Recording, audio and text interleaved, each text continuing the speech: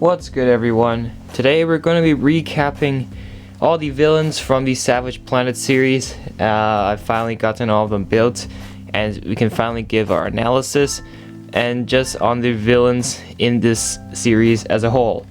And that's it for the phase 1, because next we'll be doing our brain attack stuff, and it's going to be fun. It's going to actually be fun. But anyways, without further ado, let's get into it. So in Savage Planet, there is a big bad witch doctor who has taken control of Quasar, which is the thing that's giving Hero Chorus their life, and he's using the Quasar to control animals into corrupted creatures to, to do his bidding, to be his army. And Lego's offered us 4 creatures plus the witch doctor himself, and I am not going to count the witch doctor as my top 4 creatures, because Witch Doctor is his own set, he's the main bad guy, and he's the biggest. And no doubt, he is really cool, and I like him a lot, despite the nightmare of building him. But before we get to the Witch Doctor, let's just go with the creatures first.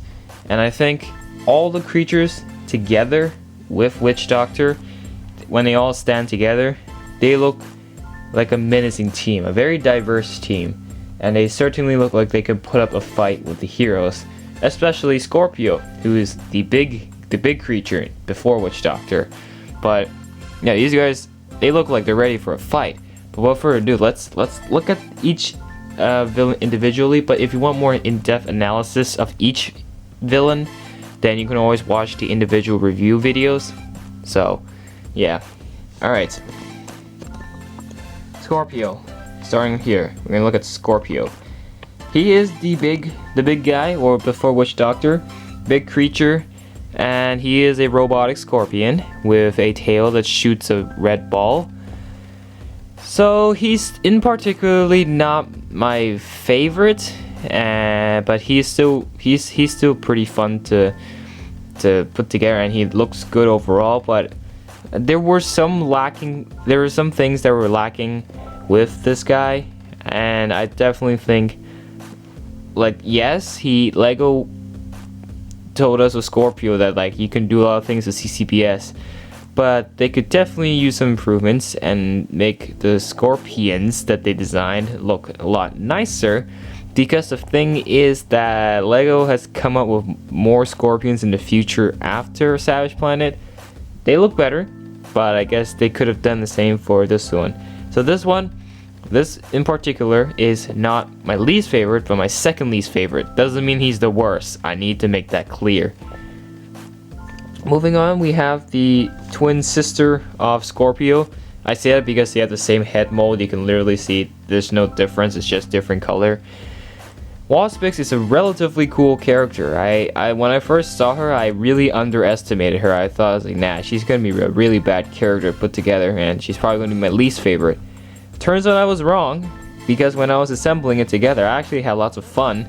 And comparing after looking through the image on the internet versus holding the actual product in your hand, your perspective really changes, and my perspective definitely transformed when I held Waspix. I'm like, maybe she isn't that bad after all. I would say they have to fix a few things for her, like her stinger placement. Her stinger is kind of weird, and she's a little bit bony, but hey, she's a humanoid insect, so I that's fine. Her wings have that really long, transparent yellow number 8 armor piece, and that was a surprise to me. I didn't expect the armor piece to be that long, but regardless, cool figure, cool character, and cool villain overall. And better than Jetbug. Sorry, Jetbug, you just suck. Waspix is so much better. Now we go on to my least favorite, which is Fangs. Don't get me wrong, Fangs looks like a warrior. Looks like a very scary werewolf hound creature thing, but there were some things that disappointed me with this guy. The spears on his jaw, I don't get it. Lego should have just left it out, and I think that already looked good. But the spears make everything look really weird, and the tail design was just utterly terrible. I hated the tail. But redeeming factors for Fangs, and that would definitely be the 3 Quasar spikes on the back. Got the transparent orange or transparent red going on, and that looks great on the back of him. But the whole character and all, yes, he is like the warrior, the soldier, the trooper of Witch Doctor's army, but nah, he doesn't look great, not at all.